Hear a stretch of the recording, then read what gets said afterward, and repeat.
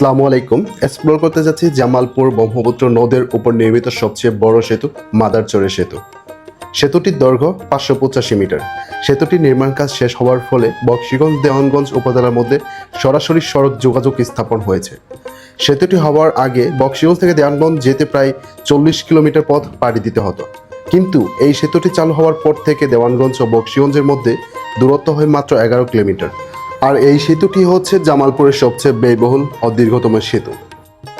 সেতুটির শেষ প্রান্তে এই ছোট্ট একটি বাজার দাঁড়িয়ে আছে। এখান থেকে মূলত হচ্ছে সেতুর শুরু। আগে ছিল এই সেতুটি এইখানে নদী পারাপারের জন্য নৌকা, বাট সেখানে এসে মানুষের অনেক হেসেল পোহাতে হতো।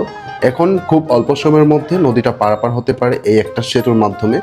আর অলরেডি বুঝে গেছেন যে এই সেতুটি হওয়ার ফলে কিন্তু বকশীগঞ্জ থেকে দেওয়ানগঞ্জের দূরত্ব মাত্র 11 কিলোমিটার হয়ে গেছে, যার জন্য দেওয়ানগঞ্জ এবং বকশীগঞ্জ বাসীদের যোগাযোগ ব্যবস্থা অনেক উন্নতি সাধন হয়েছে।